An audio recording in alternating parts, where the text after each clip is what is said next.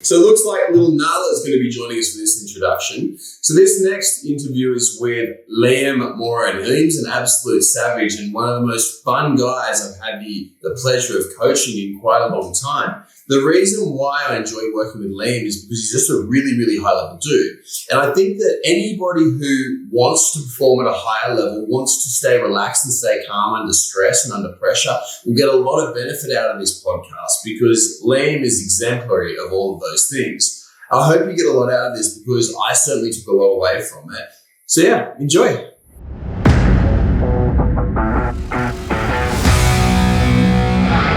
All right, we're live, dude. Welcome on. Live. Thanks, bro. So why do you like getting punched in the face? Oh, aside from the just like the rush from the high.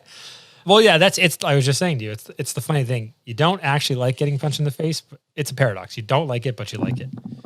You don't like the pain, and you don't like it. Triggers a response in your brain. Like it must be an evolutionary response when things are flying at your face because it doesn't feel good.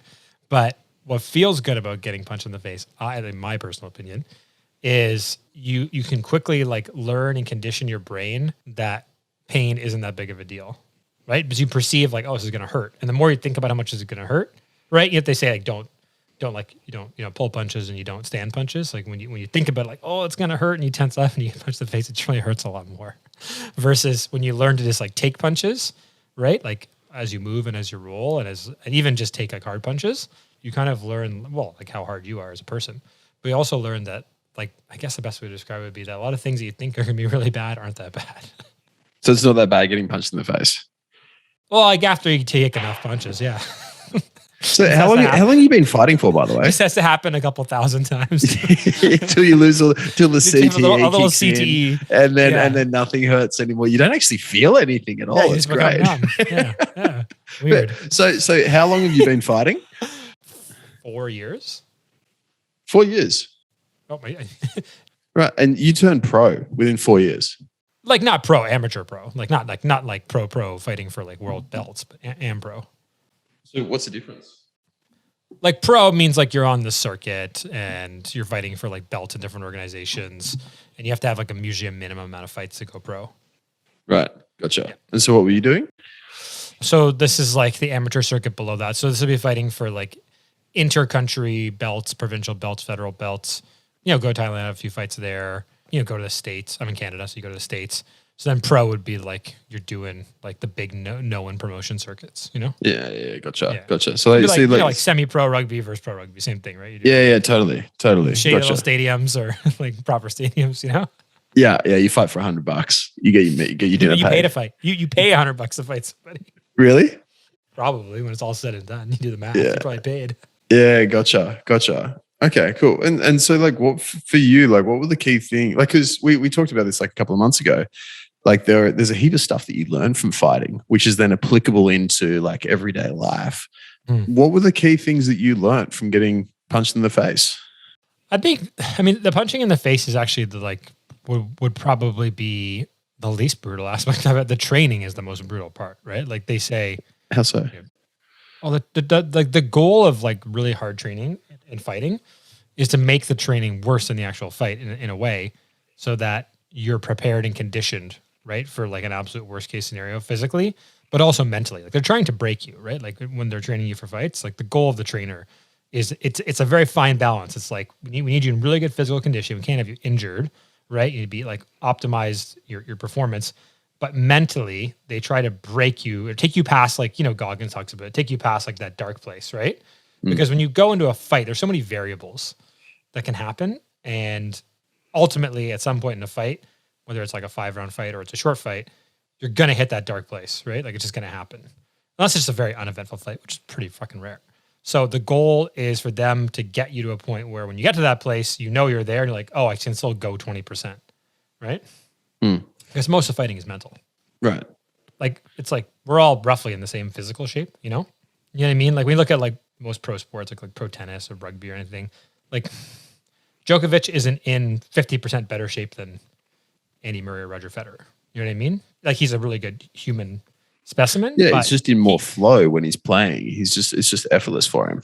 He's in control of his mind, right? Like, he's like, his mental game is on another level, right?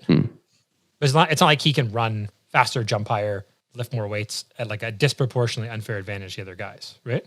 Yeah, totally. Yeah, yeah.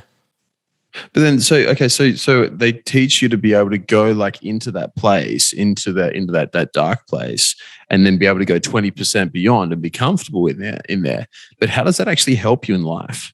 Well, it just makes you tolerate suffering and like uncomfortableness, right? And being able to just zone in and focus on something. Because it's the same mindset thing, even though it's a physical activity you're engaged in, right? Let's say you're doing something you don't really like or want to be doing. Like no one wants to be going through that. No one's like, oh, this training is so amazing. Getting Shark Tank is so great. Like no one wants to do it, really. But it's the same as applicable in like, you're having some issue with someone at work or a relationship thing. It's the same thing. It's just like the person who can outlast the other person in terms of like suffering and patience is probably going to win most times, if not, I would Totally. say, right? With business, it's big time, huh? Whoever can put off that reward for longest always wins. Oh, yeah. Generally, yeah. Delayed gratification, you mean? Yeah. Reward gratification for sure. I mean, it's slightly different, right? But yeah, so in terms of that, okay, so for you. And sorry, I think it teaches you to fall in love with like the process of things. What do you mean by that? It teaches you to love the different process phases or like elements of doing a thing, right? It's like business, right? Like a lot of us, when we're starting a business or business owners, or we're like, let's say in a business, it's a small business, like we often have to wear many hats, right? You have to do marketing and sales and coach clients and do all these different things. The same thing in fighting, like you have to have good offense, you have to have good defense, you have to run, even if you don't like running, because it's good for your cardio. You have to lift weights, you have to diet, you have to do all these different things. You're not amazing at all of them. You're amazing at a couple of them, right? And it's that same mindset of like, even though I don't like doing this, I know it's really important because if I don't do it, I won't get the result that I want, right? Totally. Exactly the same thing in bodybuilding. It's like starve for 6 months and like not sleep and feel like shit every single waking moment of the day for the hope of winning like a little plastic trophy at the end. But like, no, but there's something weird that comes. Like what I got was I actually ended up loving that process. Like I used to, as weird as it, you fall in love with it. Like, is that the same in fighting? Like when you're training? 100%, man. Yeah, you fall in love with, like there was a period where for a good 2 years, 5-6 days a week, right? I trained 2-3 hours a day. Some days doing doubles, And you're working at the same time? Working, girlfriends, hunting, like, yeah. I mean, some of those things are, come and go. Hunting and girlfriends come and go. Seasonal. But yeah, no, you're like doing everything else, right? Yeah. Totally. Yeah. Totally. It's like all the guys in Thailand, like most of them, unless they're really, really top level, they all have a day job. You're right. So Thailand's where a lot of the top guys are. Yeah, I feel like I'm talking like just the Thai Muay Thai fighters, like at the highest level, like they don't have to work, they make enough money, but all the other guys, like they gotta have a job. Yeah, gotcha. Like police, firefighter, whatever, construction worker, So then going back to like how it impacted you in business, like, cause you guys, and we'll get around to like what you guys are doing in a sec, but like you're doing pretty fucking well over at Profit for Contractors. Like it's a cool business. What are some of the other things that you learned and you took out of just like exerting yourself and fighting at a high level that have allowed you to have to enjoy the success that you've enjoyed? I think a really important thing that you learn is, someone described it once, and I forget the exact word, but you learn how to quickly like course correct things, right? Because when you're training and doing like, let's say technique in fighting, right?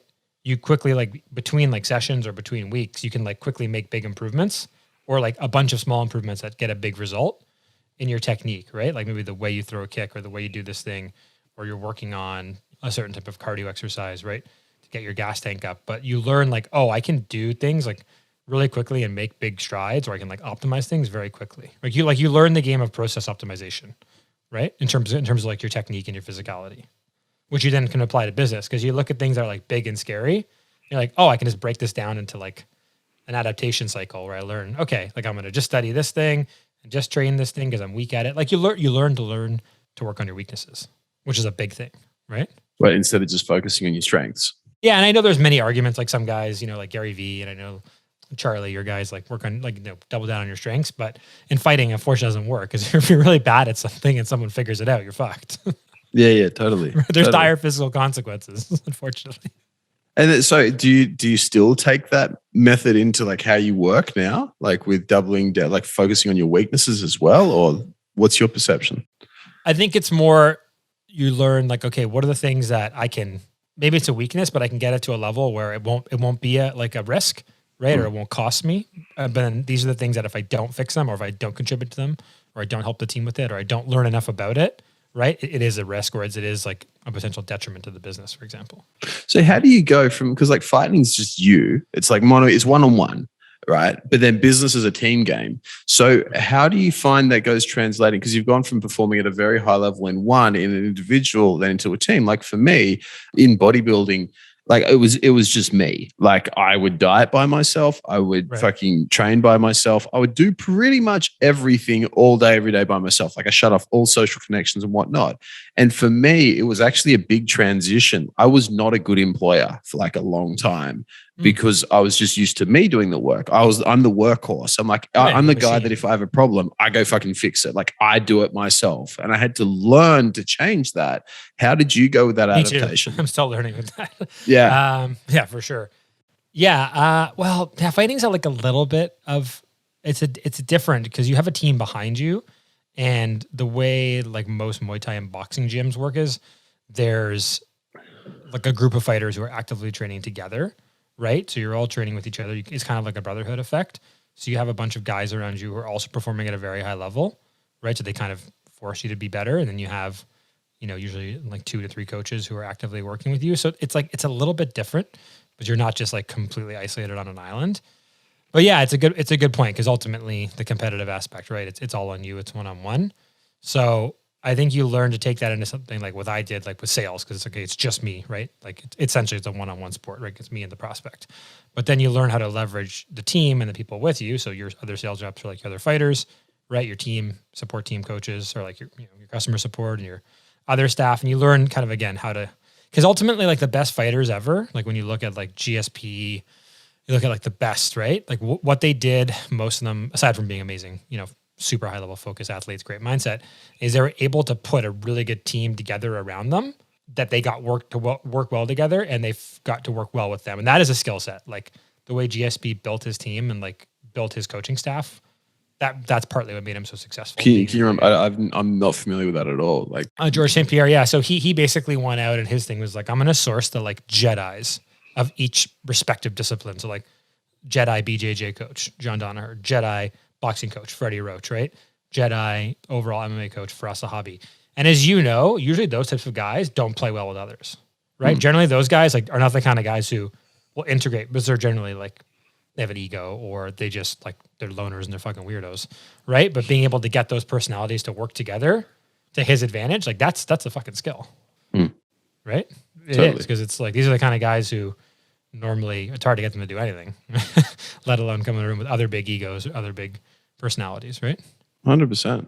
The collaboration thing is fucking huge. I know for me, like when I in my period, like I had this period where I was doing really well, and I had this period where I was like super emotionally stunted, where I actually limited my team, like limited the number of people around me. I developed an ego, the whole superstar thing. Like you're doing really well, you think you're good. I was like 21 years of age. I think I was 20. I was pro. They fire their whole staff that made them successful. Yeah, like, exactly. Get a new coach. Just coach your shit. Wait, he's the guy who helped you win like 15 fights in a row. Yeah, but like, now I'm a superstar world champion. Now I need a better coach. Yeah, exactly. I did lots of that dumb shit. Thankfully, I didn't fire my coach, but I pretty much got rid of everyone else around me. Yeah. You see this all the time, right? Dude, fuck. You see this with gyms, with fighters all the time. It's like, what happened with so-and-so? It's like, oh, he moved to a new gym. It's like, what?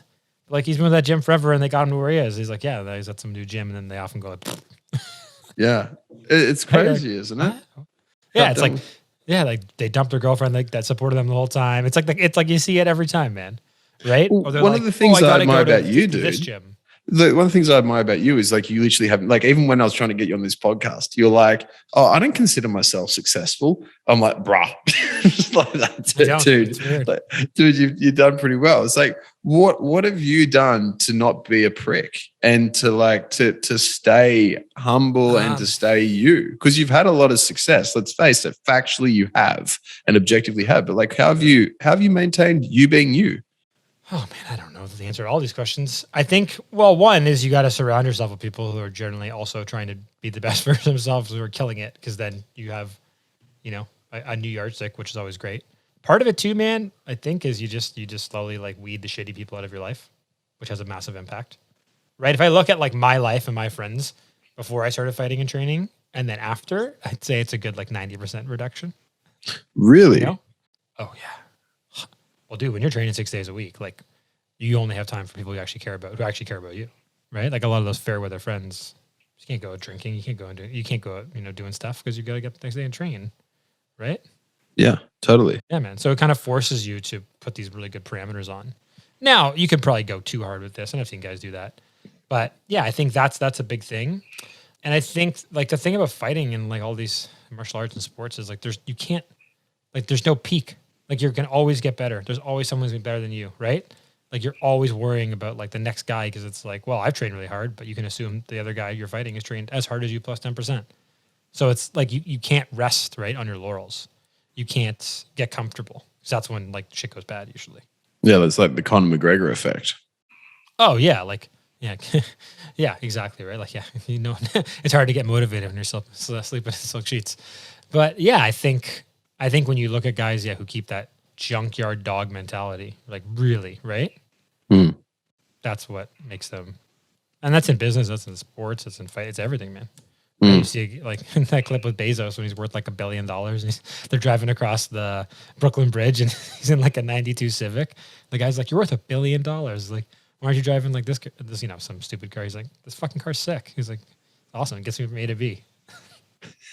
Have you heard about there's an NFL owner who drives something similar, like another piece of shit, and has a Nokia phone and the bowl cut? You seen that, dude? Yeah, man. It's the same mindset. It's like, I'll try remember to get the editors to get a photo of him and put him up on here so you can see it. It's hilarious. Good. I'm like, dude looks like he cuts his own hair, has a Nokia, and drives a piece of shit car, and he's worth like $300 million. Yeah, man. Yeah, I think. Then I heard Bezos talking about his morning routine. He's like, sleep until whenever I want, get up, don't have any calls till 10 a.m. I was like, that sounds like a good morning routine.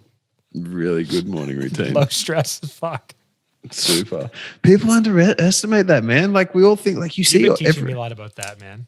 About what? Like just like stress and the mindset and like always, thinking you always have to be like perfect example. And my wife worked on this with me a lot. Like I have a cabin, up north where I go hunting, and because I love suffering and because I love doing stuff, right? Like the whole time I've owned the place, it's always been like, we got to chainsaw these trees, got to do this thing. You got to do all these things that just like a ton of work and it's painful. And, I could pay people to come in and do some of it. I don't. But the idea of like, you bought a property in the middle of the fucking woods to go relax and chill and you spend all your time there doing shit. Why don't you just chill? But it is relaxing.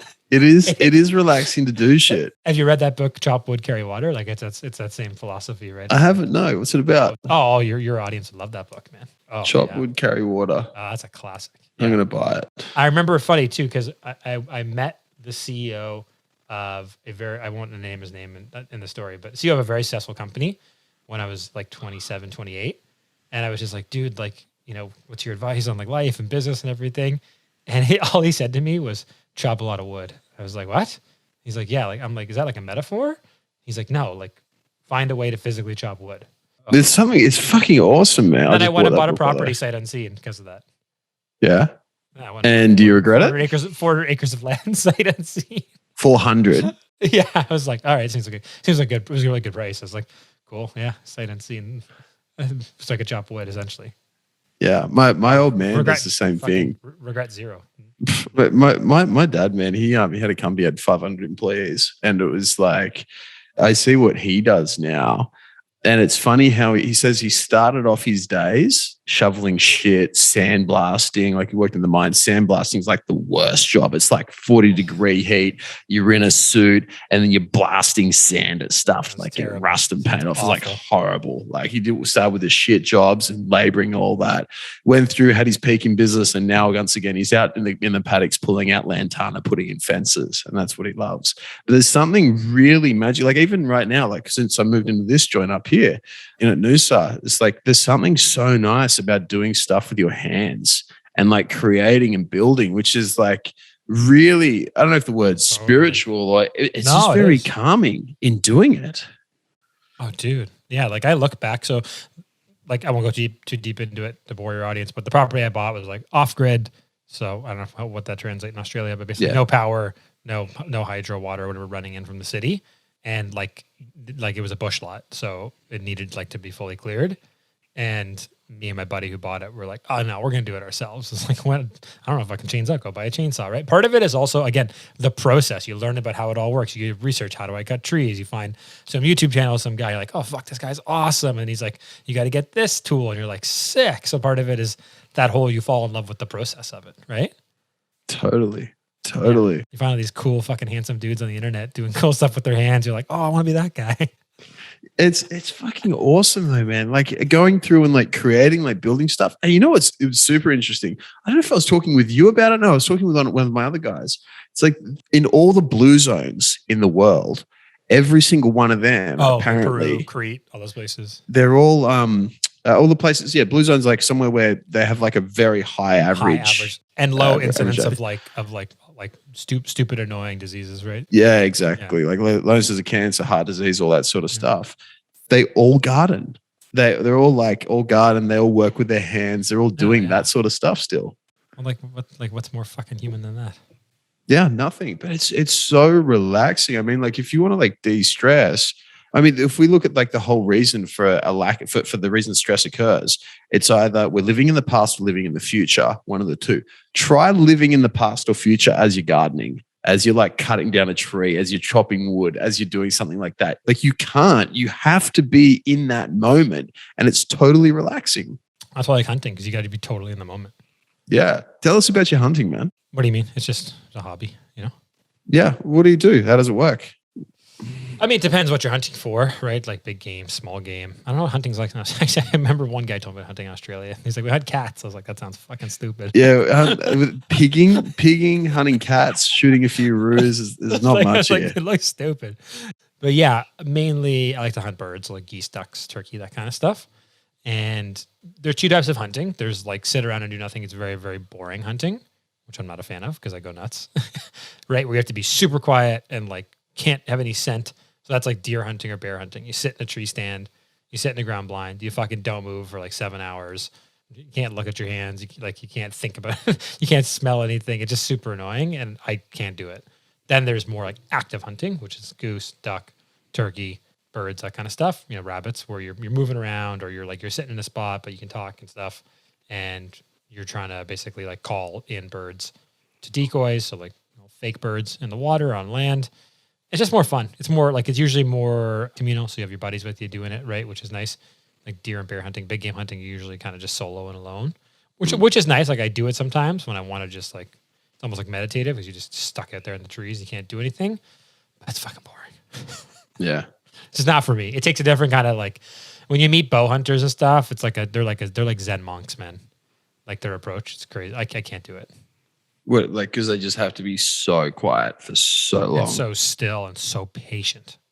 Like, I know some, like, really, like, one of my friends is one of the best, like, I say, bow hunters in all of Ontario. He makes his own bows by hand. He makes his own arrows.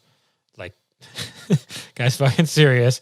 He goes into, like, the dirtiest, nastiest, fucking rankest bush swamp where he has to, like, walk for an hour from his car just to get to like a river, to cross that river to get into the spot where he's going to hunt. And he always pulls out like monster fucking deer. Like just, and it's cool because it's all public land. Like people think he's like some millionaire hunting on like ranches. He's just hunting in swamps. But he's like 90% of the time, nothing happens. I see nothing, I do nothing, no success, right? So again, it's that delayed gratification, right? Yeah, right. Right. And then 10%, you like 9%, you get a bunch of action. And then 1%, you actually shoot your bow, right? Really? Yeah. Isn't that crazy? That is. It sounds really fucking boring. It's so like really boring.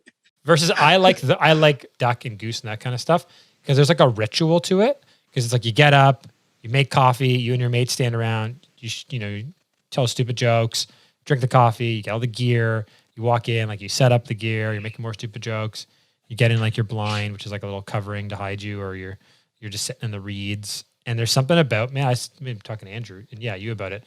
There's something about water. I don't know if you talked, maybe you told me about this. There's an effect of water. I find it's like very calming. You're like standing in the water, like we'll put on waders and you're standing in the water or like on the water and you watch like the sun come up, right? 'Cause you're like in total darkness waiting for the sun to come up. Actually, Sunday was a great example. So Saturday, perfect day, like perfect weather. Like couldn't have asked for better weather, ideal conditions, not too hot, not too cold. We had like a million ducks and geese flying in around us, just shot like shit. Like perfect, right? And we still got some birds, but it was like perfect hunt. The next day, got up, we're like, holy fuck, we couldn't even see 10 feet in front of us. It was so foggy. And we're like, should we even bother going? And it's like, let's fucking go. So we go, set up the decoys, like an hour of watching the fog just like do its thing, right? Until we finally could like see. And then the birds started flying. Didn't really get much action, like didn't really see much. But then me and my buddy, we walked back, in total silence. And I was like, was that better than the day before? He's like, way better. I was like, yeah. Just watching the fog, like do all this cool shit. And like, it was just all mysterious and, epic. Just cool and just weird. And then he's like, yeah, that was way better than the nice day and all the birds. Totally. If we look back at this though, like, and we go back like a couple of years. Sorry. What was that? It was quite a rant. Sorry to your audience. No, that's just like if we look at that and if we go back a couple of years, we probably would have found that boring as fuck, like wandering out, like sitting in the woods, all that sort of stuff. But I see this all the time in dudes who are successful. It's like we have this certain amount of chaos in our life, which is business, and then we search for this balance externally. Like, what is it? And that's just my perception of it. What is it that you feel like? What does hunting bring you? What does the stillness bring you? What do you get out of being out there in the fog, missing all the fucking birds, not doing it? But it's almost like hunting the ducks and the geese. It's not the point. It's like, what do you get out of it? I think, like you said, just presence, just like living in the moment, right? Because one of the best things that hunting teaches you, which I've learned, is that we believe as humans that we have control over things, and hunting teaches you have zero control over anything, right? Why is that good? Because that's like one of our like primordial sins. It's like we believe we can control things, right? That we have some we have the upper hand on life. If you don't believe in fate or free will or whatever, but we can do things now, like you said, worrying about the future, right? But in reality, we have zero control. And when you learn in those moments that you have zero control, and you always see this with new hunters where they get frustrated because a bird goes one way and but he was walking right towards the decoy and then he just turned at the last minute and fucked off. You're like, yeah, that's hunting, man. He's like, it's not fair. It's like, of course it's not fair. If it was fair and easy, every fucking asshole would be out here hunting and there'd be no birds, right? Yeah. Which ironically wouldn't be fair. Coaching was easy. There'd be a million JCFs, right? And they'd all probably be shit. True that. That's right? funny.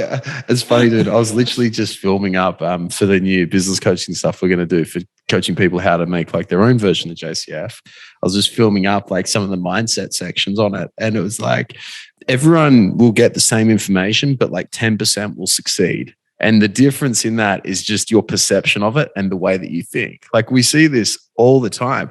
I have clients, we've coached 6,500 people. We're close to 7,000 people now, right? That's amazing. And there are still some we've got a pretty down pat. I can say we've got a pretty down pat. You can rule out the process at this point, right? You're like, this is the person, this is the process. We can validate the process. Rule out the process with a high degree of certainty. Yeah. Some people still fuck it up. It's I don't know how you do that. You have to if you just go with the flow and you just follow it. It's Dude, easy. No. I firmly believe now, after doing coaching and fighting as well.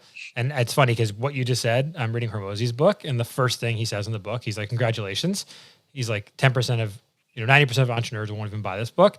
And the 10% that do, only 1% will actually follow through with the advice, right? And he's like, I give this and a million things out for free.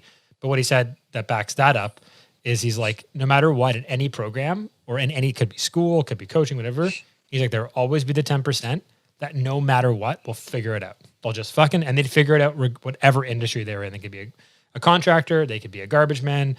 They're just going to fucking figure it out. And there's a 10% that'll just never fucking figure it out. And I've come to believe I've pretty much come to believe and accept in my life that there are people who just they just, for whatever reason, they don't want to win. They've resigned themselves to not winning. And whether that's nature, whether that's nurture, right? There are people who are essentially what I would call uncoachable. Totally. That sounds harsh.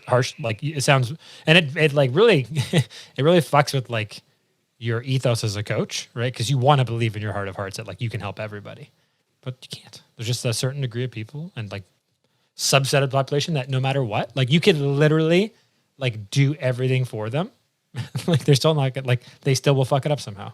I have this debate with my guys all the time. See, I'm of the belief that you can help everybody, but like, and this is a big but. It's like, but you need to be able to provide the right type of support for everybody. And for some people, that support would mean literally fucking living with them for 3 months and dragging their ass out of bed and then changing their whole patterns. Like standing over them. Yeah. Standing over them like there, then and there. And it's like you look into it, it's like it goes really fucking deep into how they were raised as a kid, like what they're allowed to be as acceptable. Like, fuck, so many people are raised to have to break their word, to know that like their word means nothing and it's acceptable to commit to something and not do it. That's crazy. He's raising some kids that aren't his baby mama, I guess you'd call it. But yeah, he's like, they both have like no sense of value of their word and their bond. How crazy is that? He's just fucked. And yeah, he was like the most inane example too, where the kids are like, oh, like we want like to get different food, like we like the food you cook. Because he's like, hey, what do you like? And they're like, oh, I don't know. They're like my friend at school likes hummus. And he's like, oh, you like hummus? They're like, yeah. So he goes and buys them like hummus and like veggies to dip it in with them. And they're like, they're eating it. And they're like, he's like, you don't like this? They're like, no, we lied to you. We said we liked hummus. We didn't want to hurt your feelings. It's like, what? Like we were raising a bunch of fucking pussies. We are, man. Like, I'm a big believer in the pussification of society. He's like, they're soft as fuck. He's like, I looked at them. I was like, oh, fuck. These boys are super fucking soft. And I got to harden them not up. Their fault. It's no, not because their dad's a soft bitch. It's just like. And it's so sad. And it just continually goes and goes and goes. And his dad was a soft bitch. Or his dad was a super hard asshole. Like, I don't know. One of the two. But, I'm reading a book. I was put on it by a mate of mine. It's called The Coddling of the American Mind. And it talks about how now, like particularly, this is more college age as opposed to younger, but about how kids are taught more and more and more to perceive that anybody who disagrees with you is a threat. And it's like a constant battle of good versus evil. And if something is uncomfortable or you experience discomfort, it's bad. Like it's really, really evil and bad. Like with those kids, like wanting to hurt his feelings or disagree with him. Oh no, we can't do that. We'd better lie because lying and breaking our word is better than hurting someone's feelings. Like how fucked up is that? Yeah.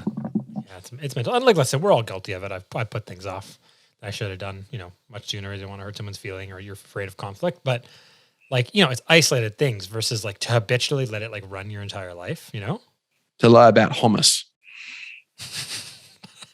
Yeah. That's crazy. That's a crazy example. But actually on that as well. That's why I like hunting too, because it's like you can't be a pussy. No pussies allowed. Right? Why is that?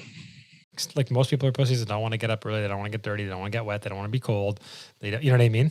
Oh, there's no Wi-Fi here at the duck blind? It's like, no, we're at the fucking duck blind in the middle of nowhere. Of course, no fucking Wi-Fi. Yeah. Why do you need Wi-Fi? Yeah, that's it's a like, good point, man. It's like, what? You're missing the whole point, dude. Like, can you not get the whole point is to have no Wi-Fi and to totally just be present. Like, I want to slap the guy, right? Well, someone actually said that. That's not a hypothetical. Oh, no. I've taken a lot of guys out hunting and they're like, oh, it's like really cold. Can we go home? I'm like, fucking February. In Canada, it's going to be cold. Like this should not come as a surprise to you, Well, so what role has this, and we were talking about this before, I'd love to, before we flick the record button on, discomfort in life and the way that we can be uncomfortable and how discomfort toughens us up. Can you run me through your experience of that and like how it's allowed you to have certain success and certain amounts of success in certain areas because you're able to be uncomfortable for longer? Yeah, uncomfortable for longer and also just willing to just like do something over and over again until you get the results you want, right? Like, yeah, sales is a great example. Like getting, hearing no, having people be upset at you. Like it's the same thing. It's not fun. It's not comfortable. Like no one wants to be in that situation. But when you do other things that reinforce to you the importance of being comfortable and suffering, right? Everything else like becomes almost like, a lens in which you view that because you're like, okay, like I know what this is like. It's the same feeling, right? We all know those feelings. They're similar with all things. So you just sink into that feeling and you're like, okay, yeah, like I know what this is like. I've been here before, and I know if I do this enough, I'm probably gonna get the result that I want. Yeah, totally. Well, one of the reasons, like, I love coaching you and Andrew and Jay as well. In fact, all the guys, even the sales sniper guys too, is like because when I'd get you to do something, like I get you to do some weird shit, like meditation is uncomfortable at the start. All the breath work stuff that I get you to do, smashing apple cider vinegar with lemon, like that's uncomfortable too. It's one thing I want to ask is like, why is it for you that you didn't fuck around? Like when we first started working together, like why is it that you went into it head first and actually had a crack on the program straight away without doubt? I think it's like the same thing with the gym when you just like show up those first couple of days and like, this is what we're going to do. And like, you're like, oh, this is the class. Like, no, this is the warm up. You're like, oh, I want to vomit. It's just the same thing where when you do hard activities and you surround yourself with people who are really good at them, you learn to, how do I describe this? Because I think my wife suffers from this. A lot of people suffer from it.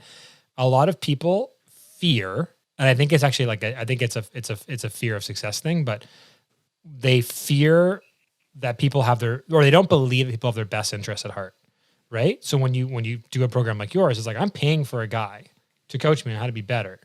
So like, probably he's going to do things that even though they might not be comfortable, they're probably going to like be for my best interest, right? Just like if I'm hunting with a guy who I really respect, who's a really good hunter, and he's like, we're going to do this and it's going to suck, or like, I'm going to try this thing. You might not agree with them, but you're like, you know what? Like he's really good at this and I've seen his results.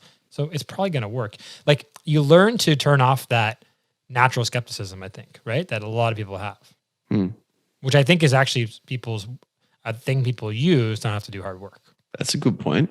Right? So from you doing the hard work, like on the plan, what are the changes that you've noticed in yourself?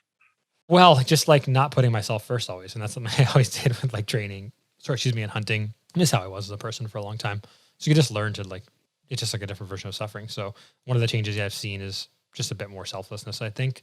A bit more, with my role, like a bit more of an investment in others, right? And like worried about their success now. Like now that's my new thing to jam on is like, how do I make the people better, right?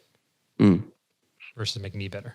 Totally. So like how exactly, what do you see as like your role as a leader, as a manager? Like what is your role in your employees? Like how do you make them better? I'm honestly still trying to figure that out. I think it's like a work in progress forever. But one thing that I'm realizing, which is interesting, is like it's almost like there's like two ends of the spectrum where it's like the same thing. It's like the two personality types, maybe not as drastic, but there's the people, and like there's a girl on our team, Steph, or like a prime example where it's almost like the less that I try and coach her and train her, the better she does.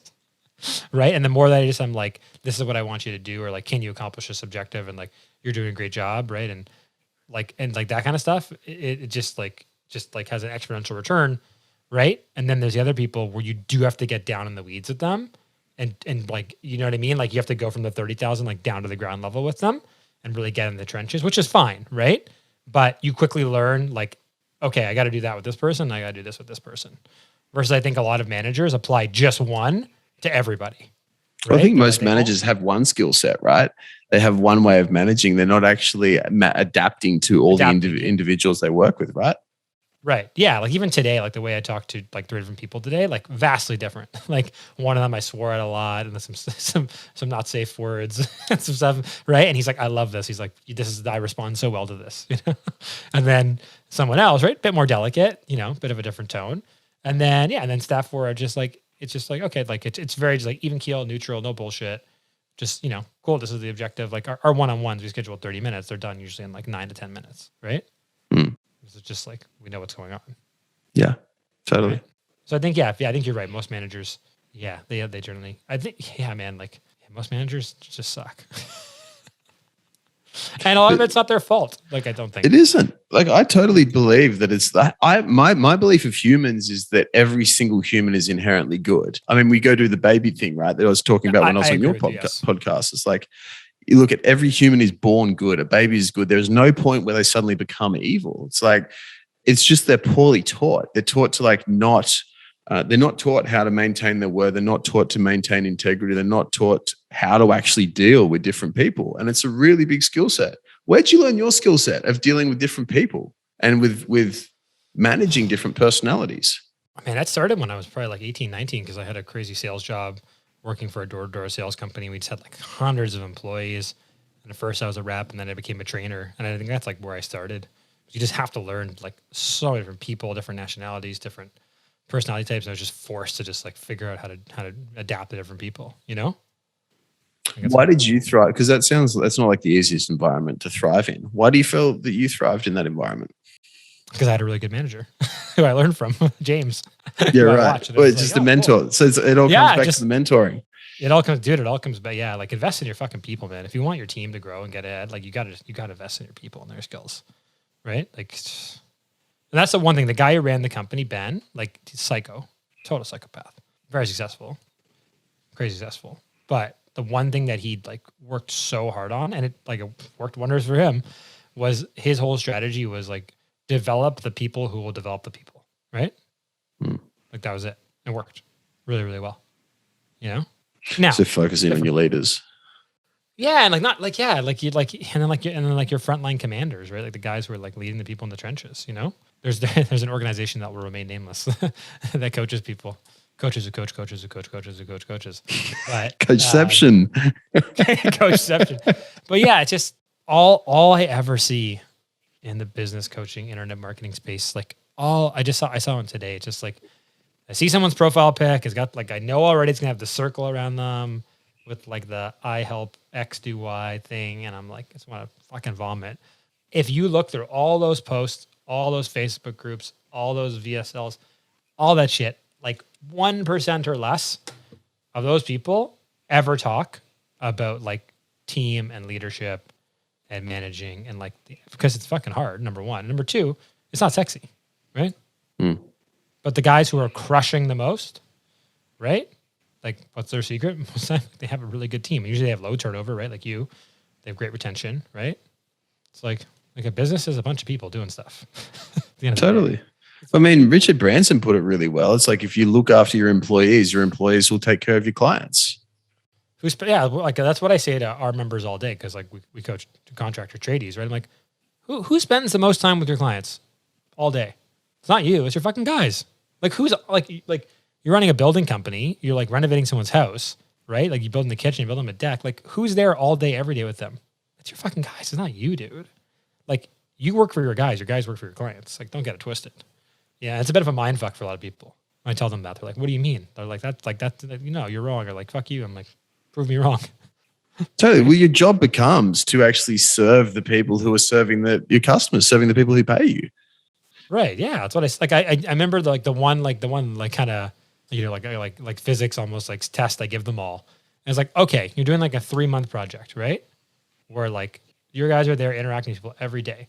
I'm like, if you go there and you pull the guy that you know is the guy that everyone loves offsite for fucking 48 hours and you're placing with you or somebody else, I'm like, do you think that you will get a bunch of phone calls? They will notice, they'll be unhappy. And they're like 100% of the time, they're like, yeah, of course. I'm like, okay. I'm like, if you never show up to that job after selling it, do you think they'll care? They're like, unless there's an issue, no. I'm like, then like, dude, you've just validated, like, it's not you, it's them, right? Like they're the ones there. It's like, that's any business. I'm using contracting as an example, but it's any business, right? Yeah. Contracting is a good example though. Yeah. It's just like, it's like the ego thing. We think, well, but I'm the owner of the company. Like, of course they care about me. And like, I'm working for them. It's like, no. You're there to ask for money and you're there to get money. That's basically it. Dude, I remember at the start when I first started mine, it was like I felt like I had to write every single program personally for every client who ever came through. So I was writing hundreds of fucking programs back in the day. This is when I was charging like $44 a week for plans. It's funny, times have changed. Yeah, that's cute, isn't it? 44 a week. But like I was handwriting every single one. And I remember one of my mentors said, you can't do this. Like you're not going to have a business which is going to last. What if you get sick? What if you burn out? Funnily enough, a couple of months later, I did. And I was like, how are you going to scale this out? It's like, but I felt like I had to write me personally every single thing. You know, what's funny is that when I started putting more emphasis on my employees, on training them, on making them better as human beings, they started writing fucking better programs than what I do. And it's like empowering you guys to be better. It's always the classic, right? It's like they start doing it better than you, or like things you didn't think of, right? Totally. Yeah. And it's like a proud moment. I know there's a lot of people who have ego struggles with that they're no longer the guy, but it's like the proudest moment ever when your employee actually becomes better than you at their task. Oh, that was the best piece of advice I ever got from one of my sales mentors, a guy working with Marty, and he remember telling us, he goes, the goal of you as a sales manager is for your guys to sell better than you. And we're like, what? That doesn't make sense. He's like, that's the fucking goal, dude. Like the goal is they outperform you, right? And it's sales is especially hard because it's so ego and so results driven, right? He's like, watch you, like if that becomes your objective, right? Like then things start to change, you know? And I was like, yeah, that's really, really true. Same thing. Like, yeah, even with Steph, like I was like trying to like meddle her in her process and like, you know, then I'm like, what am I doing? Let her do it. If she fails, we'll figure it out. And if not, it's super successful, then perfect. It wins. Totally. You know? 100%. Yeah, but it's like worst case it fails and you figure it out. No one's gonna die. Like you're not performing surgery on people, you know? Like Yeah, it's a very low maybe you are. stakes job. Maybe you're a doctor. Maybe you coach doctors. I don't know. But like, yeah, man, like it's all gonna be fine at the end of the day.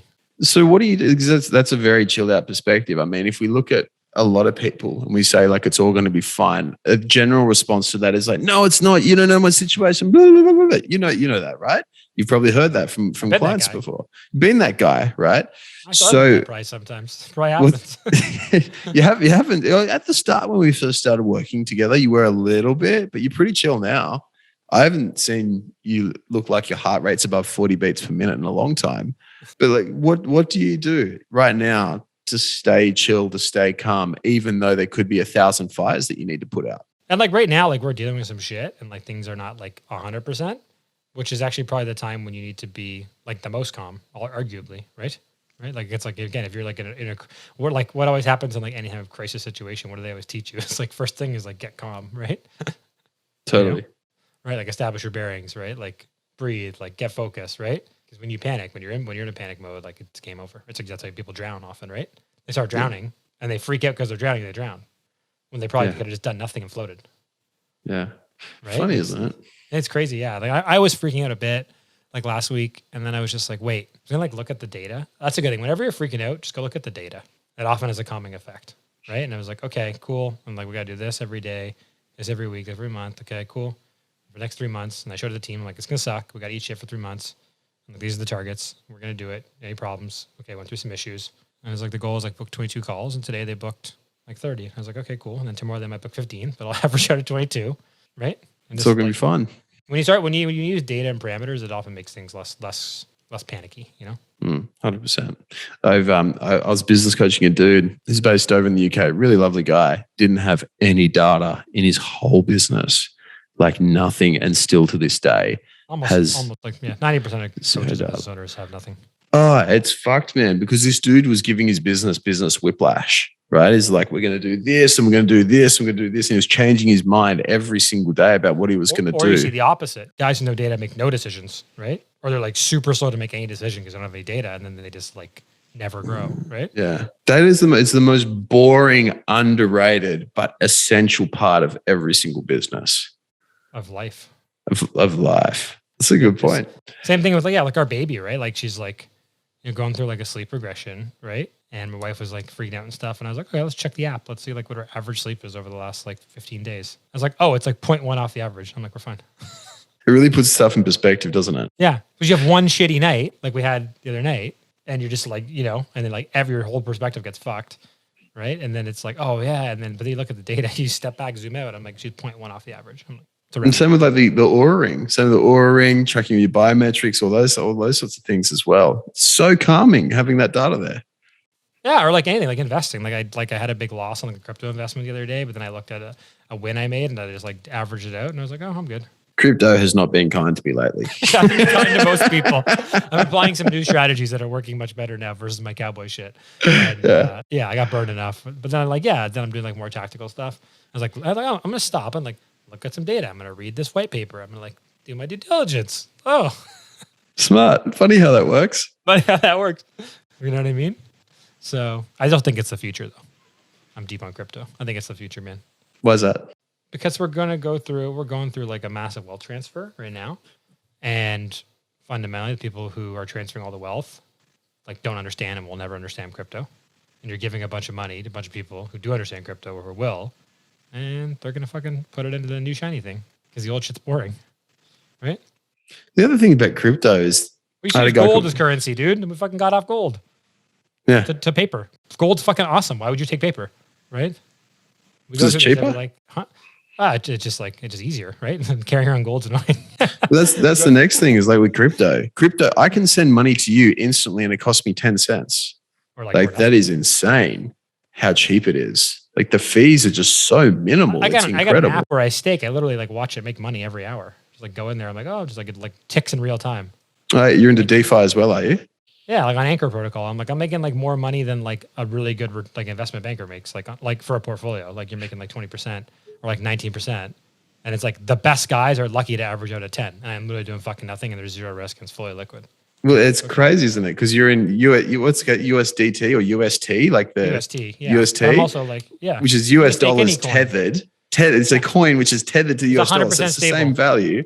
Same value, over collateralized as well, if I remember correctly, with Anchor Protocol. So it's very slightly, yeah. So it's like it's very, very safe, and you're making 20% per annum on it. Like it's almost impossible to make 20% in the market. Yeah, it's like the 0.1% of guys average out 20% returns. Like Bernie Madoff's big Ponzi scheme was 10%. That was his safe, reliable. Yeah, it's thing. just like with crypto, I often have these moments. I'm like, how the fuck does everybody not know about this and they're not doing it? I'm like, oh wait, they will very soon, right? Because there'll just be a network effect. There'll be that impetus point, and then all of a sudden, someone will just figure out how to build the mousetrap better and easier to explain to people who are dumb how to do crypto. Because the actual steps, to take your money, to buy Tether or Terra, put it in a fucking Terra protocol wallet and stake it, it's not hard. A fucking 7-year-old can do it. It's not complex. But it's this classic thing where it's mysterious, it's complex, and no one knows how it works, they don't do it, but it's actually retardedly easy. The second it becomes like one order of magnitude easier to do it, like everyone will adopt it. And it's just because it's new though. The first time you do it, it is hard. Like it's difficult because you don't know where to look, you don't know where to find it, how to do it. But it's not like inherently difficult, is what I mean. No. You know, it's way more harder to order up to do options trading and shorting is actually way harder. You're right. To open up a margin account and a short account and do shorts on web brokerage is fucking way harder than doing crypto. And way more it's way more reactive and emotionally taxing. I don't want to do that. You have your monitor open all day, checking shit. It's like fucking. That's why those dudes are all anxiety-ridden, drug addict, all fucking die at 50. They're on gear 6 their whole life. You know. Rough, isn't it? Ugh. Yeah, they can never enjoy any moment in life because they're always one step away from ultimate failure or ultimate win. Right? It's brutal. Man. I couldn't imagine. I know guys like that. They can never relax. They can never enjoy anything. What's the point of life? What is the net of life if that's what you're doing? I know a guy who he walked out at his kid's wedding to execute a trade or something. I was like, you're idiot. Fuck that. You're a fucking moron. Get your priorities right. I was on that bombshell. It's don't be that guy. Yeah, don't be that guy. I had a friend who was one of my mentors, and he literally left a Christmas lunch to go fix a fire from one of his businesses. I was like, fuck that. If that's where you're at with business, it's what is the point of what you're doing? Totally agree. No. But dude, thanks for coming on. This has been a really, really cool chat. Yeah, man. This is great. Yeah. So while we're at it as well, if someone does like what you're about, loves your ethos, your values, and the way that you do things, the way that you think, obviously you guys coach contractors on how they can optimize their income and how they can make more money from that. Where's the best place for them to find you and to find out about how to think like you, how to be like you, and how to get the same success that you've got?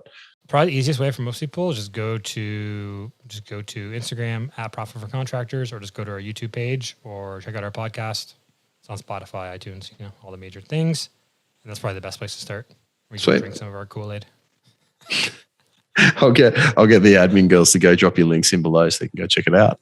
Yeah, man. Yeah, at Profit for Contractors, Instagram, send us a message there. Go to YouTube. And then, that's probably the easiest way. Legendary. Thanks a lot, man. Yeah, man. Thanks, bro. It was awesome. Appreciate you, dude. Yeah, man.